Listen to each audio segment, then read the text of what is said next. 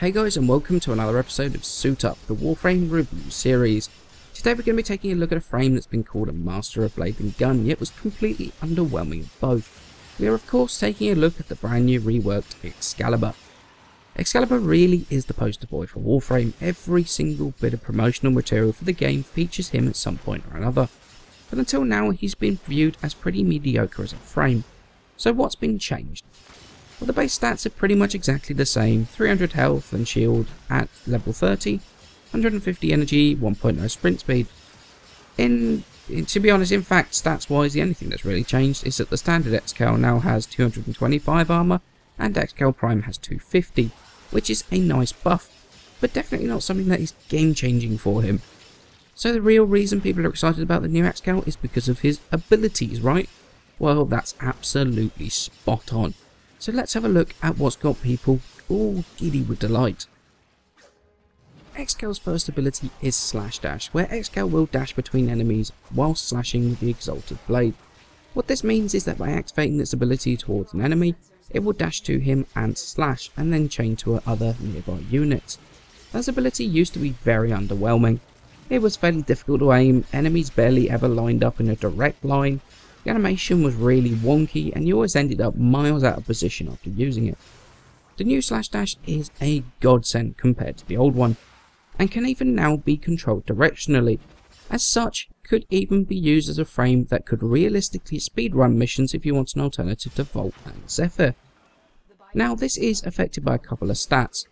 Obviously, power strength for increased damage, and also range, which affects the range that you dash for. And also from playtesting seemed to affect the range at which it would link between targets. The one thing that it doesn't seem to affect it anymore is duration, which used to affect the speed that you dashed.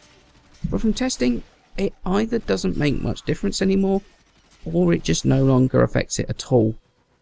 In addition to this, if you have the Exalted Blade out whilst casting the dash, it will do one of the melee waves whilst attacking. Although this combination doesn't seem to have any more physical damage outside of that extra wave.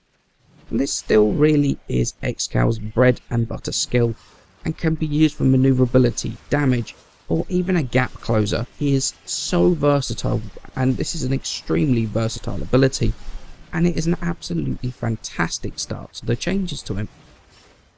Now there is also a Syndicate mod for Slash Dash, which is Surging Dash. And what this mod does is that for every enemy hit by Slash Dash, it adds an additional 4 hits to your melee combo, which can be increased with the use of power strength mods. Now this Syndicate mod is one that a lot of people have spent a lot of time saying it should have been part of the original ability in the first place. However, after the rework, it has remained a Syndicate mod. Now, is it a bad mod? I mean, actually no, the changes to Slash Dash have meant that it's sort of nowhere near as bad as it was. Previously, because of the dash and the fact that it went in one straight line regardless of whether you've got a big combo from the dash, the fact that it just put you consistently out of position, it just meant that by the time you got back into where the enemies are, your melee combo had worn off anyway. Now, however, you're unlikely to be miles out of position, especially if you ping pong between enemies and stay in the middle of them. This mod actually could be, I don't want to say useful, but usable, especially against the infested. But the problem is mod space. This mod just isn't revolutionary enough or good enough to even warrant the mod slot loss for it, which is a shame. Had I been able to fit it, I probably would actually have used it. But as it is, sadly, it's just not worth putting onto the frame. Onto Radial Blind now, which is Excal's second ability. Excal emits a bright flash of light, blinding all enemies in a small radius for several seconds. This ability is pretty much exactly the same as the old Radial Blind. When you cast Radial Blind, it will blind all enemies in a certain area affected by range, and also subject to line of sight, and will no longer blind those in cover or behind walls. But what the blindness does is it completely disorients the enemy, causing a stun on the initial cast, which can be affected by duration, and then proceeds to mean that the enemy cannot see you until the duration runs out. Now this doesn't mean that they are completely helpless.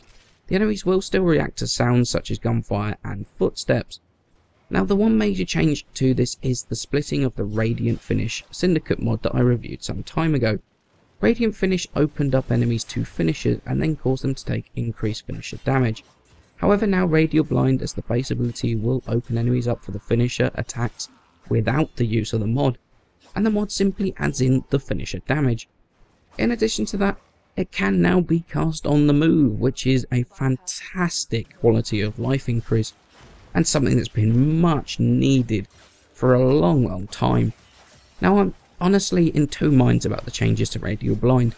I like the fact that it shows that augments are always under review to become part of the base ability, but I do have to question whether this is one of those that actually warranted being one of them. Blind was used as an AoE stun to take the pressure off in tight situations, but now with the fact that it opens up finishers, it turns the melee combat as Excalibur into a really rather slow, rather arduous, and honestly a fairly dangerous affair. Going from one enemy to the next, doing finisher after finisher, and only one or two animations ever seem to get cast, it can get boring fairly quickly. It just unnecessarily slows gameplay down, and it makes things more dangerous since if an enemy starts shooting you, and you're stuck in a finisher animation, that's pretty much the end of you. I'm not entirely convinced that this change was actually something that needed making, and that maybe it should have stayed as the Syndicate mod, which is one of those that is actually a good augment, just not something that really should be on the base skill, and it's not really something you want to use all the time. It was always a very situational use when you actually really wanted to use that Syndicate mod. Excal's third ability is Radial Javelin, which used to be his fourth ability and was simply moved to being his third, without making many changes at all, apart from the obvious energy cost being lowered to 75 from 100. The only real change is actually a reverting of a change that was made quite some time ago, which was that until the 16.9 patch, there was no enemy cap on Radial Javelin, whereas now it will spawn 12 javelins at max level, and then fling them at enemies, pinning them to walls if they are killed, or stunning them if they are not. With this ability, it will also not go through cover, however the javelins will spawn in such a way that it will hit the guys in cover. In all honesty, the way that Radial Javelin works isn't that different to the old one. It's a very useful get out of jail button when things get rough, and in all honesty there's not a lot to talk about with this ability. It pretty much does what it says on the tin. Range affects the javelins that spawn, and strength increases damage done, but seemingly not amount of javelins that actually do spawn. Like Slash Dash and Radial Blind, Radial Javelin has an augment mod, Furious Javelin. What this means is that for every enemy hit with the Radial Javelin, it will add 5% melee damage. Obviously that 5% can be increased with the use of strength mods, and the durations affected by duration mods. So with the 12 enemy cap currently on Radial Javelin, I was currently skeptical as to whether this would do anything at all, and whether this would actually need a rework, but for me it seems to be actually pretty reasonable. With strength and duration affecting it, it fits into most Excal builds, and more importantly it works with this new ultimate Exalted Blade. Not only does it buff the melee damage of the actual blade, but it also buffs the damage of the waves it produces as well, which actually there are very few things that do. So honestly, this is actually a fairly decent augment. Would I use it? Sadly no, and for the same reason as the others. Mod space. There are very few builds with Excal that I have spare room for an augment, and although this does provide a pretty decent boost in your melee damage, I just can't justify losing another mod for it, which is a shame because I actually quite like the mod. But it's just not crucial enough or game changing enough to lose another one of the more important mods on Excal. Now for the ability you've all been waiting to hear about, Excal's brand new fourth ability, Exalted Blade, where he summons a sword of pure light and immense power. Now this will resemble an energy version of the Skana on the normal Excal, and a Skana Prime if you have Excal Prime. What this does is that Excal will unsheath his energy sword with its own custom stance, and it's going to hit with great energy. But on each hit he will send out a blade of pure energy that will travel for about 40 meters, slicing everything in its way. The ability will also cause Excal to auto parry attacks, which does use stamina, which limits his movement speed quite severely. This will be the case up until update 17 hits, and then the green bar goes bye-bye.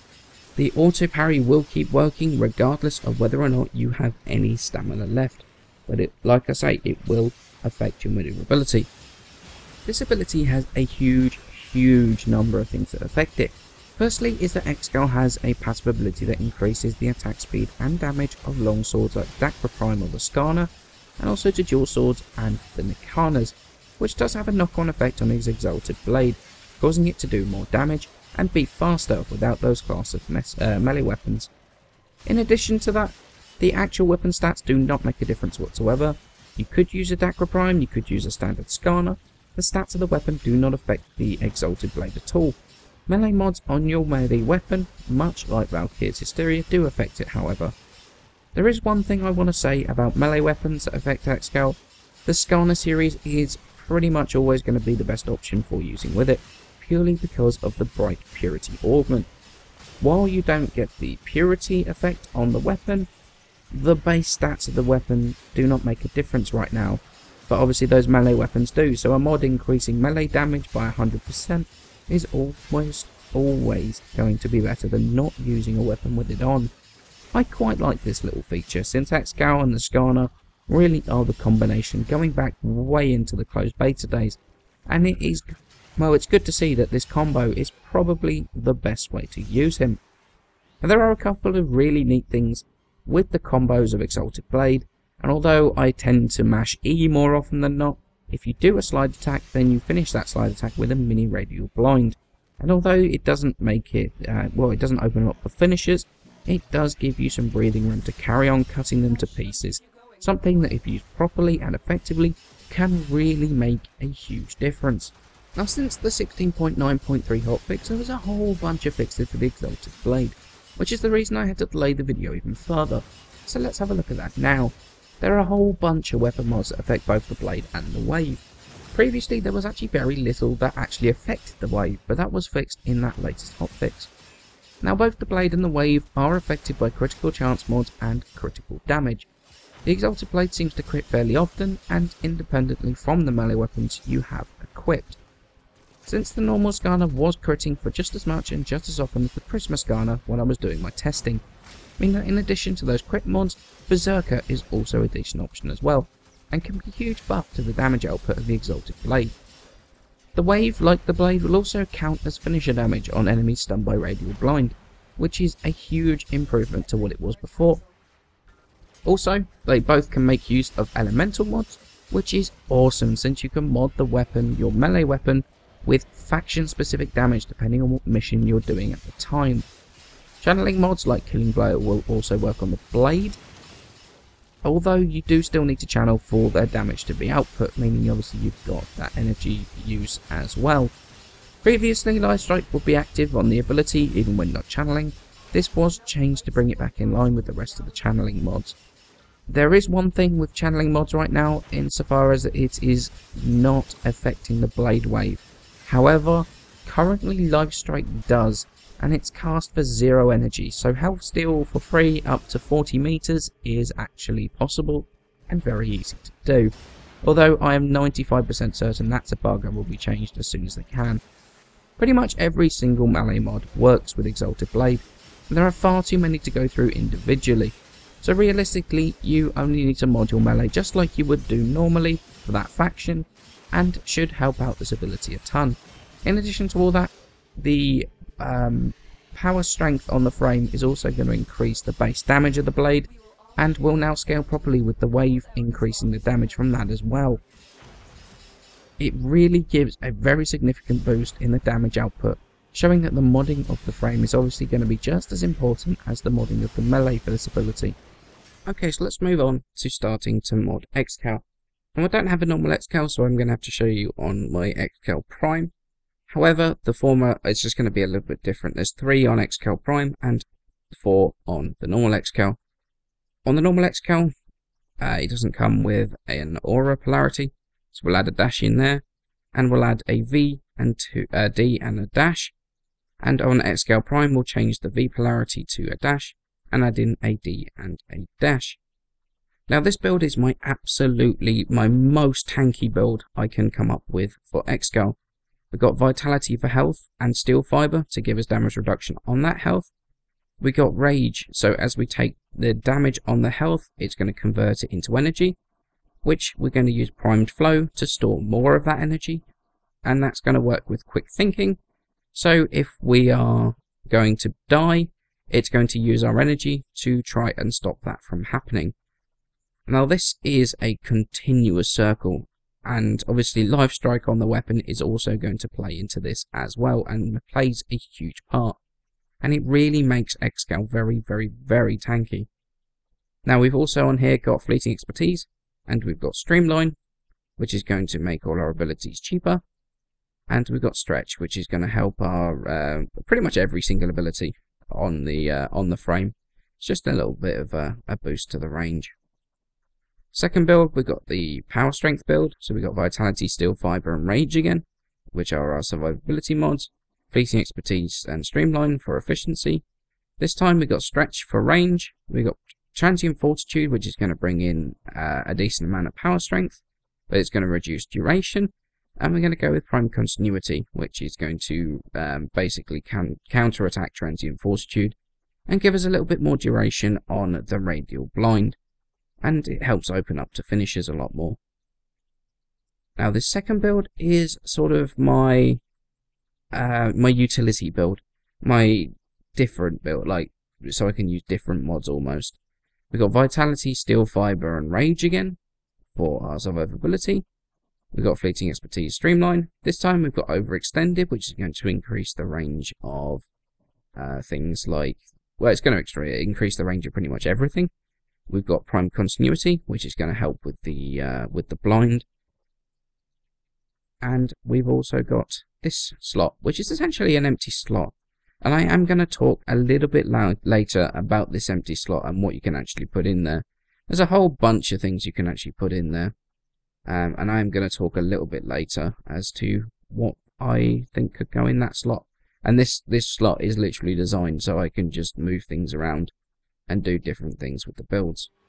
So after all of that, do I think Excal is worth the time, effort and resources invested into maxing him out? And the answer to that is, for sure he is. Excal is one of those frames I've messed around with for such a long time, changing his abilities left, right and centre for years, without it really getting what he really needed, which was a complete rework. And now it's come, and boy, I am happy with it. He is absolutely incredible. Such theatre, the gameplay is so mobile, so fluid. It's absolutely amazing. Normally things that are as hyped as Excal, the Excal rework, rarely stand up and deliver on those promises. But quite frankly, I don't think the hype went far enough. He is far better than I think anyone could possibly have predicted. I for one have not put him down since the change, and I know for sure he's going to be getting a huge amount of playtime from me in the coming weeks and months. So hats off to DE, and especially to DE Scott for his wonderful rework. You guys deserve many beers for delivering a frame as epic as he is. Now that second build, I talked about that spare mod slot, which is my utility slot. My other two builds I've got no real room for change. I'm not really able to change things around that much. But that one I made specifically for having that one slot free for whatever I want. Obviously any of the 3 Syndicate mods for Excal could go in there. Prime Flow could go in there if you wanted. Constitution for extra duration and knockdown recovery could go in there. And one mod that people often forget, since I don't think it's ever had a reason to be used before, and that is Reflection. Now this might raise eyebrows, since the actual damage reflected isn't huge, even at seriously high level. But for this reason, auto parry means that you barely ever get hit. However, even when you use the reflected damage, and the reflected damage is small, it will proc Life Strike if you reflect damage whilst you are channeling, meaning that for every shot reflected you actually get some health back, making this mod essentially a mini rejuvenation mod, without the need to give up your aura for it, which is absolutely epic. In addition to that, it's got a chance to proc status during the testing I saw it stagger heavy gunners while they were shooting at me, further reducing the volume of incoming fire. Honestly, this is something that I hope doesn't change. We've never had a use for this mod before, And if it keeps this feature, then it makes a previously utterly useless mod actually usable, even if it's only on a single frame. Now, in terms of maximising Excel outside of the mods, there are a couple of things that can be done. The helmet you see me running in the videos is the old school Arcane Pendragon helmet, which gives you a 15 boost to power strength at the cost of 5% reduced armour. Now, this is actually not obtainable anymore outside of the trade channel, since they were retired a long time ago. But if you find the right seller, you'll be able to pick one up. Be aware though, they are not going to be cheap. In terms of the current stock of Arcanes, Arcane Grace would be pretty awesome to have one on here to synergise with Rage and also the Life Strike, to make Excel seriously tough to take down. In addition to that, Arcane Guardian is another fantastic option, further increasing the armour that Excel has, making him ridiculously tanky. But the one that is often forgotten is Arcane Trickery, which has a chance to proc on finisher damage and make Excel invisible. And now that Blind opens up enemies for finisher damage, Trickery is going to be a fantastic option, because you are going to proc it fairly often, meaning you are going to take a lot less damage, purely because you're now invisible. Any of these arcanes will be fantastic on Excel, and a combination of two of these, or even stacking two of the same ones, can result in some fantastic results, really increasing his survivability. So there it is, my super in-depth look at Excalibur and his 16.9 update rework. Just remember that there is also the potential for hotfixes and changes to come, and I will update this video and any other videos that need to be updated if anything major changes. Now, as I said earlier, I really think that the end result of this change is absolutely incredible. He's so much fun to play.